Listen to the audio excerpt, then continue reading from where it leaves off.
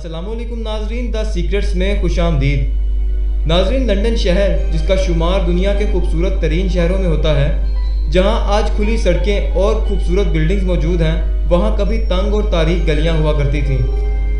1880 का लंदन आज के लंदन से काफ़ी मुख्तलिफ था। नाजरीन, इस लंदन में लोगों के हालात काफ़ी बुरे थे। लंदन उस वक्त तरक्की की तरफ जा रहा था। प्रॉस्टिट्यूशन से लेकर गैंग वॉर्स तक ये तमाम बुराइयां लंदन में मौजूद थीं।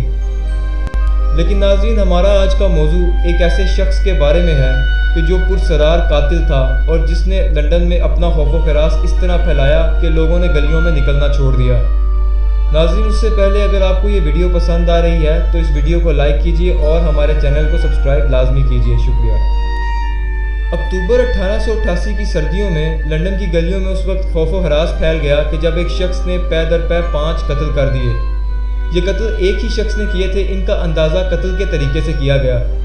ये कत्ल इस कदर राजदारी और सफाकी से किए गए थे कि खुद लंदन की पुलिस भी हैरान थी। नाज़रीन, कत्ल के बारे में ये भी ख़ास बात थी कि कत्ल होने वाली तमाम औरतें थीं और ये तमाम औरतें प्रॉस्टिट्यूट्स यानी कि जिस्म फरोश औरतें थीं।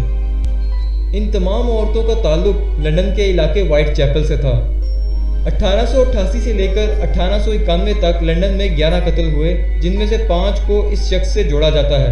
इन 5 औरतों के नाम Mary Ann Nichols, Annie Chapman, Elizabeth Stride, Catherine एलोस और मैरी जेन कैली था।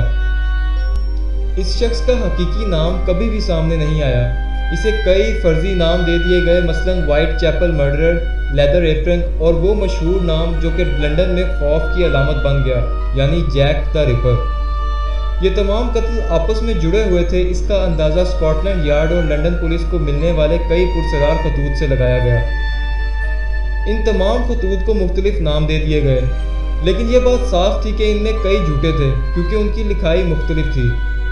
नाजरीन, एक ख़त जिसका नाम लेटर फ्रॉम हेल था, उसमें एक इंसानी किडनी मौजूद थी।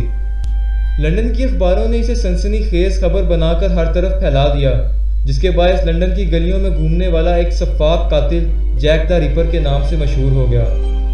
अब सवाल पैदा होता है कि ये शख्स कौन था और कहां से आया था। तो नाज़रीन, इसका क्लियर एविडेंस कभी भी नहीं सामने आया।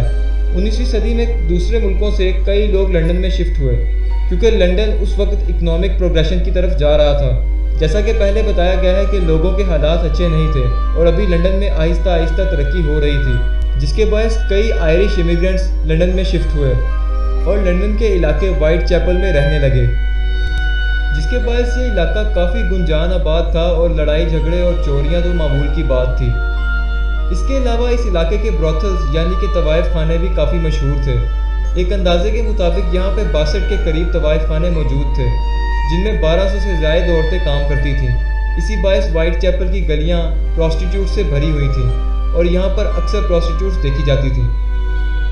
इस इलाके में 1888 से लेकर 1891 तक होने वाले तमाम कत्ल वाइट चैपल मर्डर्स कहलाते हैं और वो मखसूस कत्ल जिन्हें जैक द रिपर से जोड़ा जाता है वो कैनोनिकल 5 कहलाते हैं।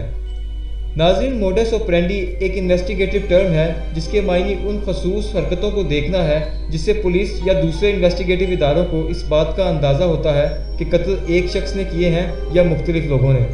नाज़रीन, जब इन तमाम 11 कत्ल का मुआयना किया गया तो पता चला कि इनमें से 5 एक शख्स ने किए हैं, जबकि बाकी तमाम मुख्तलिफ लोगों ने किए हैं, जिनकी वजह से 5 को जैक द रिपर से ही जोड़ा गया। कत्ल की पहली विक्टिम मैरी एन थी। मैरी एन की बॉडी सुबह 3:40 पर 31 अगस्त 1888 को बक्सरो स्ट्रीट में मिली। इसका नाम अब दुर्वट स्ट्रीट रख दिया गया है। इसके गले पे 2 बार एक ही चाकू से वार किया गया था और तमाम आज़ा निकाल लिए गए थे। नाज़रीन, कत्ल की दूसरी विक्टिम एनी चैपमैन की बॉडी 8 सितंबर 1888 को सुबह 6 बजे हैनबेरी स्ट्रीट नामी एक इलाके से मिली। एलिजाबेथ और कैथरीन दोनों को 30 सितंबर 1888 को कत्ल किया गया। दोनों को कत्ल करने का तरीका एक सा था, जबकि एलिजाबेथ के जिस्म के साथ कातिल वो सब कुछ ना कर सका जो कि वो अपने पहले विक्टिम्स के साथ कर सका था। इसकी एक वजह ये थी कि सुबह का वक्त करीब आ चुका था और गलियों में चहल पहल बढ़ने लगी थी। जैक द रिपर की दरिंदगी का आखिरी निशाना मैरी जेन कैली नामी एक खातून थी। इस औरत को इसके घर में ही कत्ल कर दिया गया था। नाज़रीन, इसकी लाश के साथ भी वही सब कुछ किया गया जो कि पहले विक्टिम्स के साथ किया गया था। लेकिन ख़ास बात ये थी कि मैरी का दिल गायब था, यानी जैक जाता जाता इसका दिल अपने साथ ले गया था। ये तमाम कत्ल रात के अंधेरे में किए गए थे और मैरी वो वाहिद विक्टिम थी जिसका पूरा जिस्म मौजूद था, जबकि एनी और एलिजाबेथ के यूट्रस और किडनीज गायब थीं और कैली का दिल निकाल लिया गया था। नाज़रीन, कैली का कत्ल वो आखिरी कत्ल था जिसे जैक से जोड़ा जाता है और इसके बाद उन खतूत का सिलसिला शुरू हुआ कि जिनका जिक्र हम पहले कर चुके हैं। इन खतूत के ज़रिए जैक को ढूंढने की कोशिश की गई, लेकिन पुलिस इसमें नाकाम रही। नाज़रीन, ये वाक़यात मलिका विक्टोरिया के दौर के हैं। इसके इतने डॉक्यूमेंट्स मौजूद नहीं कि इस पर अब तफसीलन रिसर्च की जाए, और जो डॉक्यूमेंट्स मौजूद हैं उनमें तफसील से बयान किया गया है कि 300 से ज़ायद लोगों को जैक होने के शुबा में गिरफ्तार किया गया था। चूँकि ये तमाम कत्ल हफ्ते के आखिर पे किए गए थे, ये इस बात की तरफ इशारा था कि जैक एक नौकरी पेशा आदमी था जो कि अपने फारिग वक्त में छुट्टी से एक दिन पहले इस काम को अंजाम देता था।